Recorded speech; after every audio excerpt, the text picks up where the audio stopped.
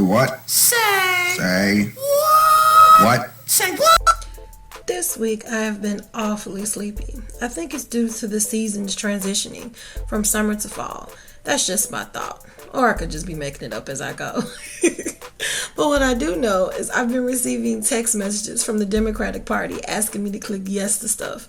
Twitter has always been Trump's domain, so I'm kind of used to that. But lately I've seen Biden creeping up on YouTube in between my shows. To be honest, I don't know if either candidate will actually do anything, but it just seems like it's the race against the two evils. Like, who do you choose out of the two of them? You know, I remember learning about the government election in high school, and it was so exciting to watch the debates and hear about different USA government issues or country issues, and now the election just seems like a reality TV show. Celebrities and churches have always been pandered during the election, but it seems so blatant and obvious now. It's not really classy anymore. Is it because it's getting harder to convince the minorities to vote? Or is it because minorities are only important during the election season and then our matters are just fall by the wayside?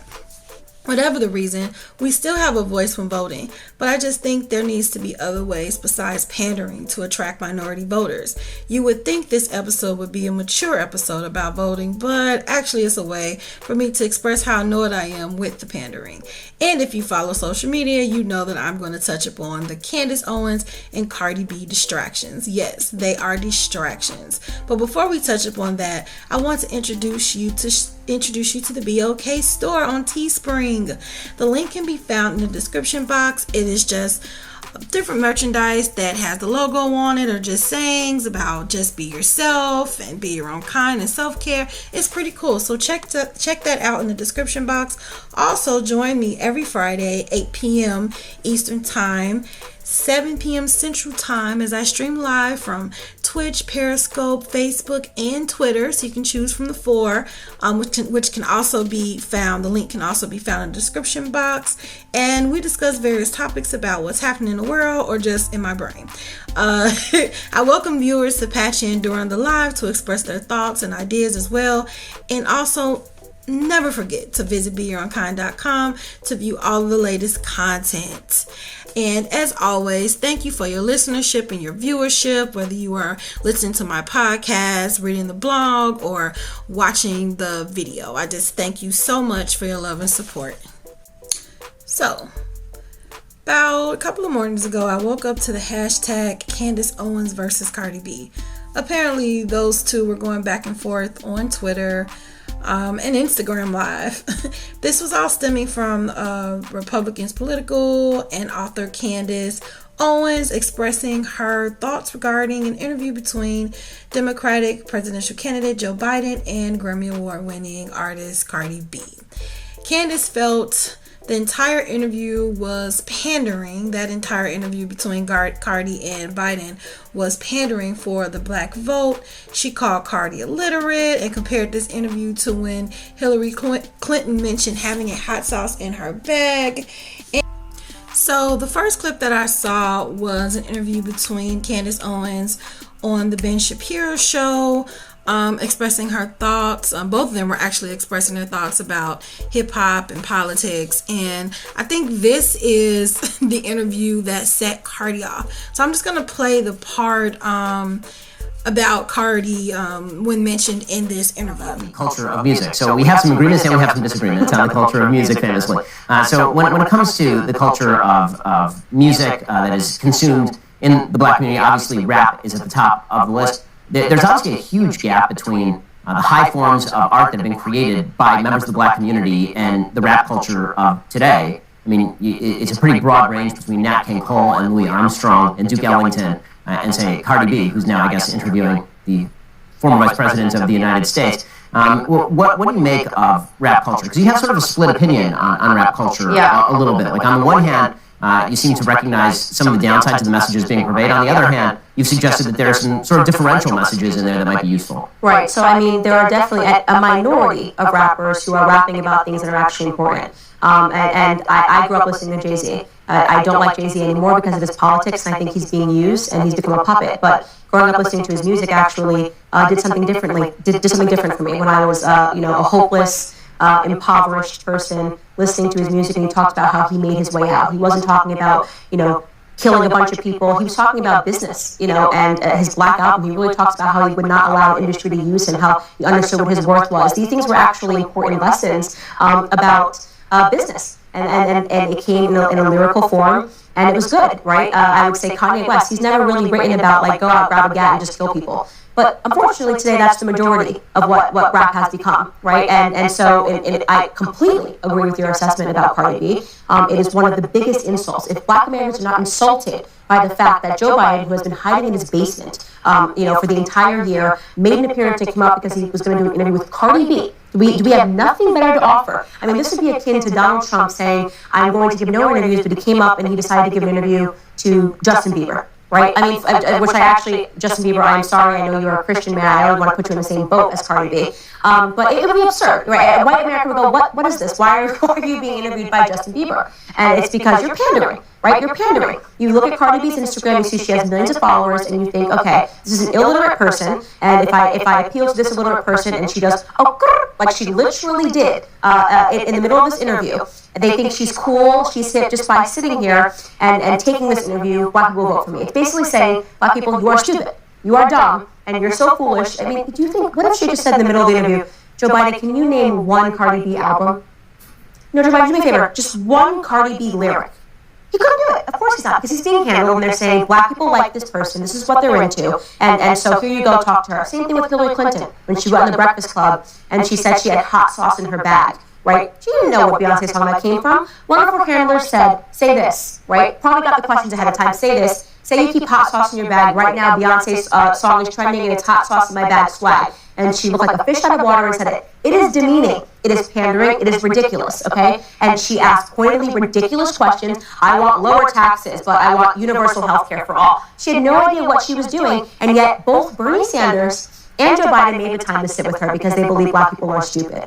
And Black people that thought, yay, that's a win. No, it's not a win. It shows you that they still believe that you are so stupid that they couldn't find many of the amazing intellectual Black people that we have in the world to sit down with and ask them tough questions. An interview with Condoleezza Rice, right? An interview with Larry Elder. Even if you want somebody that is a Democrat, that's fine. There are way more intellectual Black Democrats you could have sat down with it. You chose an illiterate rapper, because that's what she is. She's illiterate. Wow. Okay. Candace Owens was a little out of line by calling her illiterate and just saying that she wasn't making any sense. I mean, I feel like even though it was pandering, because I actually watched the interview between Cardi and Biden, and I did notice how disinterested he was, and I noticed a lot of edits, but we'll get to that in a minute. In that conversation, it was like obvious edits in that conversation. However, when Cardi was speaking, she was speaking on a level that everyone could understand, and I think that is why they chose Cardi B, because she's relatable. That's why people like her. That's why she has millions of views, because she's relatable. You know, if they would have had a Condoleezza Rice or an astute or educated Democratic on that interview, that would have lost the people. People wouldn't even watched it, because the terms and the things that they're saying is kind of just going over everyone's head. I feel like it was good for them to reach out to her. However, I don't know how she ended up like representing Black people. I feel like she represented the minorities because, number one, she is Latina, and I know that they just bunch us all up together, but she's Latina. Like, she's a whole nother demographic, however, she's still in that pool of a minority. Hip hop is just not Black music. It's all types of music, everybody's music, not all types, but everybody's type of music, everyone listens to hip hop, and it's not just minorities, FYI. So it wasn't that she was reaching a certain demographic. I think she was reaching a certain age range or a certain social class. I think it's bigger than race, but they always want to spin this narrative of race. But I always feel like things are broken down by social class. Like, that's just my personal opinion. I think the whole distraction is the focus on race.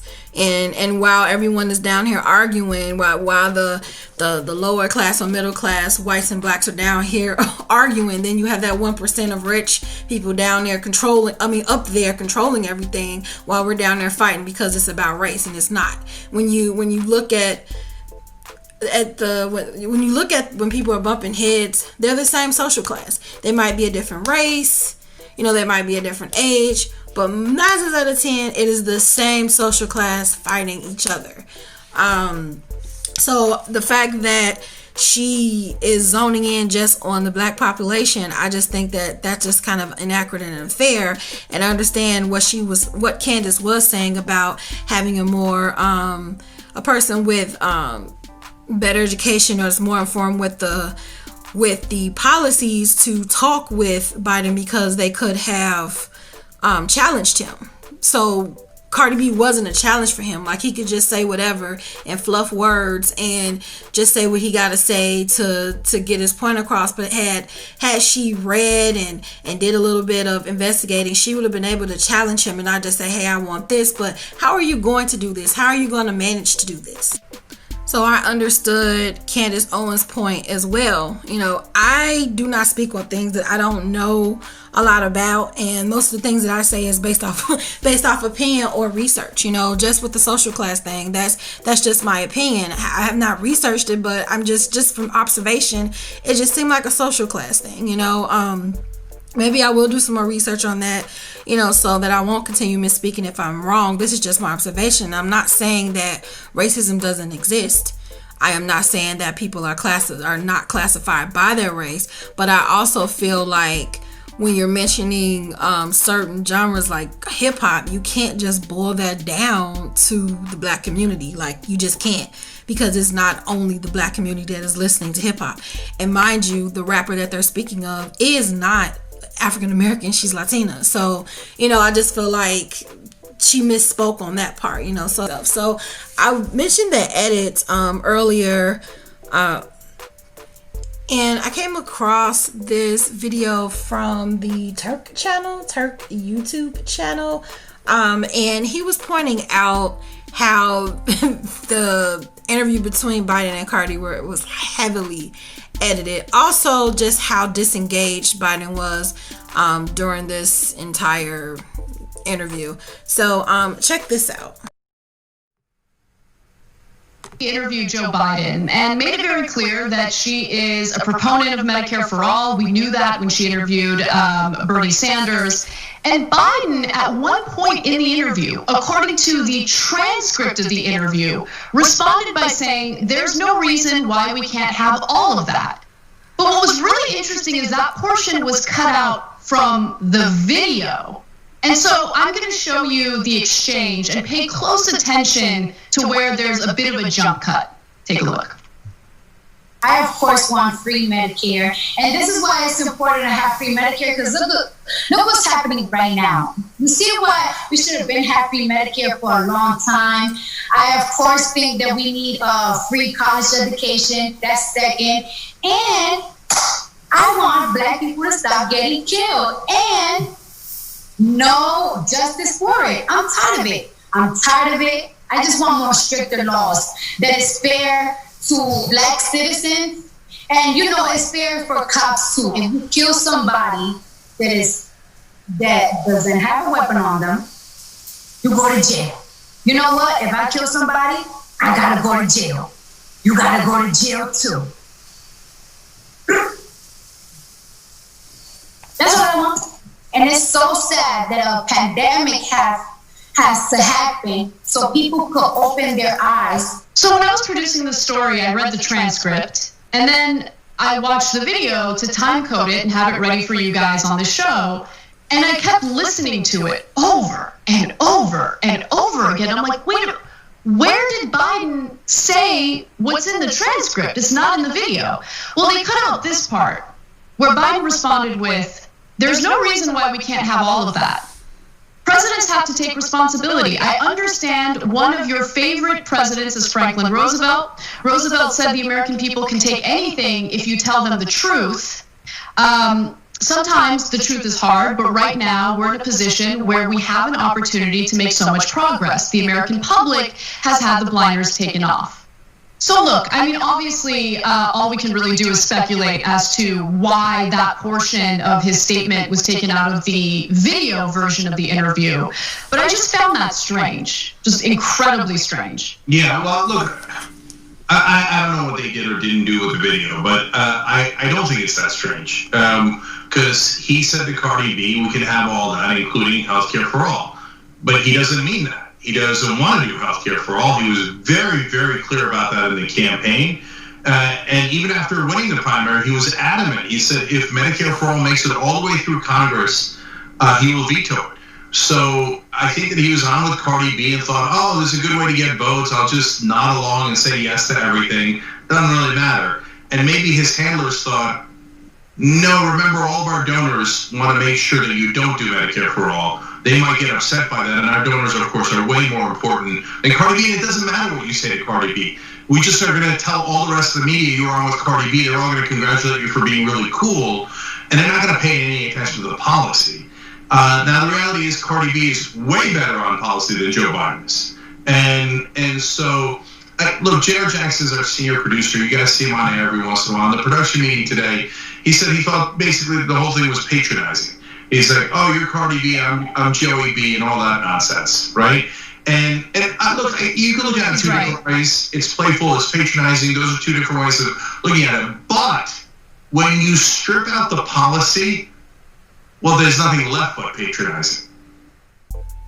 Well, obviously, this whole interview was pandering. However, it was still good for the culture to me, for a hip hop artist to sit and speak with a candidate about what she want. Like, even though Candace Owens compared it to a Santa Claus list on one of her Instagrams, this video would probably be like 2 hours long if I went back and forth with what those two said to each other. But one of the things she did say is, okay, well, what Candace said is, okay, well, Cardi said had a big Santa Claus list, and we heard that in the previous video where she didn't want, she wanted Medicare, she wanted taxes to be low, she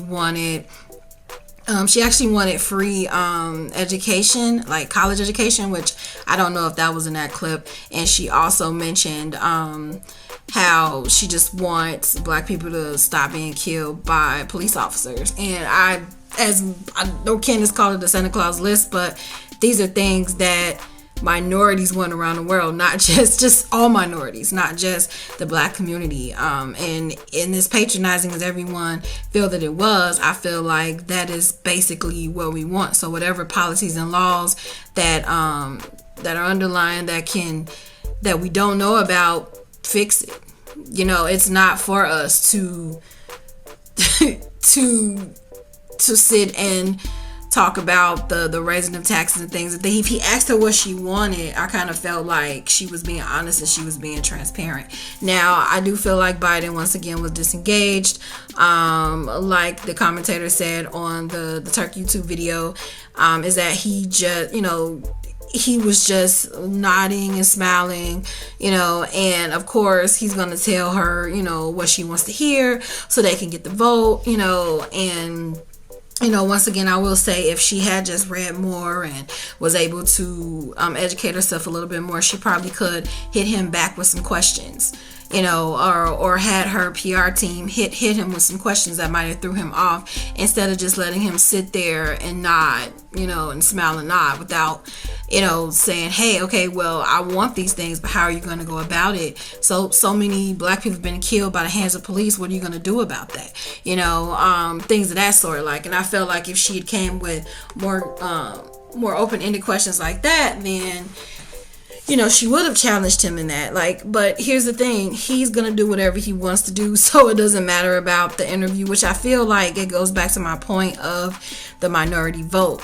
I feel like minorities feel like, okay, where you visit our churches and you interview, the hip hop artists, but it's just to get our vote. Are you going to do anything to make change in the community? What are you going to do? And no, it's not as quick as, hey, I want this, like Cardi said. Yes, like once again I said, like it's policies, it's different laws, it's different government steps that needs to be put forth before things can be changed. But I don't think that she should be considered illiterate for asking for the simple things in life, which is equity, equality, safety in our neighborhood, and I feel like that wasn't too much to ask. And I feel like Candace Owens putting her down for that, because she's quote unquote more educated than her, and instead of just educating her and just telling her what it is, or breaking it down to what it takes for these things to get done, and getting her educated in it, she kind of just beat her down. And I feel like that is just a depiction of black people not working together, which is a scene that we see all the time. And I just feel like it was just a bad scene. Like it was just a bad look for two black women to be going back and forth. And once again, if you look at that, it's a class thing. It's a social class thing. Yes, Cardi B is rich now. She's in a different social and tax bracket now, but she's coming from the perspective of a lower class, middle class thinker. You know what I'm saying? She's coming from that place, which made her more relatable. But I can go on and on about this. I wanted to also get into one of the tweets that Candace had posted in the middle of her and Cardi's beef, when so they're going back and forth, and Candace made a pun towards Cardi and Megan's song WAP. And Cardi made a shot back at her, with her baby, because Candace is pregnant per se. So Candace came back with a tweet and was like, attacking an unborn child, which is her child. And she said, "How very Democrat of you. While I have you, did you know your party has supported the slaughter of over 18 million black babies since 1973? Did you know the most unsafe place for a black child is in your mother's womb because of your party?" Now, I had recently did an episode, actually the episode before this one, about racial disparity in healthcare, and how a lot of mothers and black patients are suffering from the lack of attention, misdiagnosis, not being heard, how a lot of mothers are miscarrying, and just due to lack of concern for the black women, and racial disparity, once again, is not just pinpointed on the black women. I had recently went through something like that, so I pinpointed that demographic. As far as what Candace Owens is saying about the black child in the mother's womb is the most unsafe place for a black child due to the Democratic Party, she's speaking of abortion. She's speaking of pro-life, because the Democratic Party is abortion. Like they're for abortion. They fight for abortion because it's a woman's body, and she has the right to do whatever she wants to do with her body. So I don't know if I totally agree with that, because that's her choice. I don't know if she can compare a person's choice to a person just going outside in their car, minding their own business, get pulled over by a cop, and lose their life. Like, I don't think that abortion and police brutality is in the same realm. So once again, Candace is spewing, information, and she's using the word slaughter. And if you don't research and look what she means, or kind of get a context of what she means, you would think that she is saying, well, the most dangerous thing for a black kid is a black mother, its own mother, not the fact of maybe the issues that we have in the healthcare system against black women is because the Democratic Party does nothing about it. No, it has nothing to do with the inequality in the healthcare center. It has to do healthcare industry. It has to do with abortion, pro-life, pro-choice, like that issue. And once again, I don't think that is equivalent to Cardi's sister, which the context of that, I know I'm going back and forth, is Cardi was saying how her sister was discriminated against by the police, and I just don't think that matches abortion.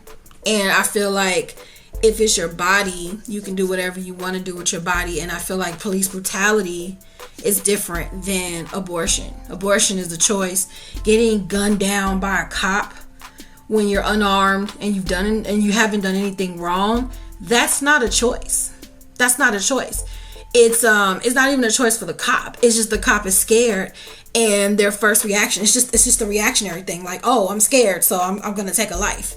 So that's not even a choice. There's no thinking in that situation at all. So I didn't agree with that tweet, and it had nothing to do with what Cardi was talking about when she was speaking against, a police brutality. Once again, Cardi is talking about something that's happening now. Candace is going back to 1973 about abortion, and I'm not saying that, I don't know what I'm saying about that, but that was one of the things that she said. She also had an 8-minute rant on Instagram that I'm not going to put on there because, I don't want to get more upset than I'm already seeing that I'm getting. But some of the points she was making points, and then some of the things she was saying, I don't know, it's like you have to research what she's saying to get the context of what she's saying, because Candace is very educated and she knows her history, she knows what she's talking about. And when you're going against someone that doesn't have any context and they're just speaking out of emotion, which is Cardi B, but she's speaking out of the emotions of the minorities, like, just stop killing us. Just stop making it hard. It's easier for the rich, and it's a struggle for every other class. That's basically what Cardi was saying. So, and it was just aggravating, because once again, it was just like two black women just going back and forth, and that's why I call it a distraction. Because just because we're two different parties, why can't we sit and educate each other on our views? Cardi is expressing her Democratic views. Instead of Candace attacking her, she could have just came back from her Republican views and just said this was about abortion. But instead of just zeroing down and saying what she meant, she know that Cardi is speaking out of emotion, so she's not going to research what she meant by that statement. So I think that I've gone off the subject a little bit longer than I wanted to do this video. This video is really, really long, longer than my normal say what, because that's what it does. Like, it's emotional, and Cardi spoke to the emotion, while Candace is speaking on a logical level. That's what I see, the two differences in them. And I feel like that is what an election does. It plays off the emotions of people. Just even with Trump, in his election 4 years ago, he played off the emotions of racist. He played off their emotions because he knew that, the undercover racists just wanted to let it all out. So when he said the things that he said, it allowed them to feel how they feel. Even though it was hate, he still evoked emotion, and this is what these elections are all about lately, just evoking emotion. It's not about the issues. And while everyone is going back and forth and arguing through emotion, there are people that are actually going through things that do need health care. Universal health care would be nice. However, it would raise taxes, So it's kind of like that, what is better, the higher taxes and the universal insurance, or is it the lower taxes and people can't get the care that they need because they're not insured? It is that situation where you don't know what's the right thing, but we have these politics in place that do know how to get things done if they're done correctly. But it feels like their handlers or their donors control what is going to be done in the next 4 years, and I feel like that is disparaging to the voters. And I am not against voting. Matter of fact, I will vote. I'm an advocate for voting. What I'm just saying in this video, this long video, is educate yourself. We have Google now. It's not like we have to go to the library and check out a bunch of books. We can go online, even though the library is so good and to get books, but we can go online and just research this stuff. see what Biden is saying, see what Trump is saying. Just get an open mind. Even if you have yourself, even if you're zoned in on who you're going to vote for, read the opposing views. Get an idea who you're voting for. And at this point, it's kind of like, do you want 4 more years with Trump, or do you want to try out Biden? That's pretty much what it boils down to. But educate yourself. If you vote for Biden, have a reason why you're voting for Biden. Have a reason why you're not voting for Trump, or vice versa. Just educate yourself. Don't take their word for it on what they're saying when they're interviewing with celebrities or they're on the news. Like, go back and look at old videos and really research who this person is. Look at all the crazy stuff Trump has done.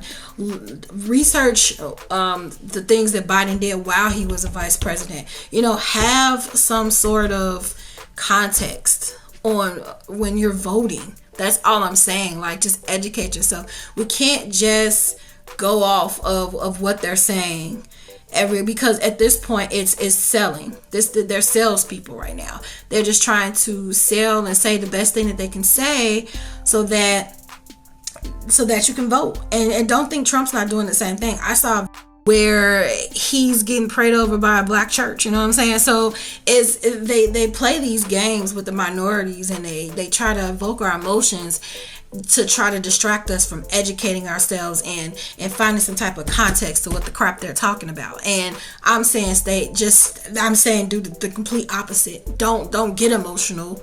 Read, educate, research. That's the only way that you can make a sound advice and be proud of who you voted for.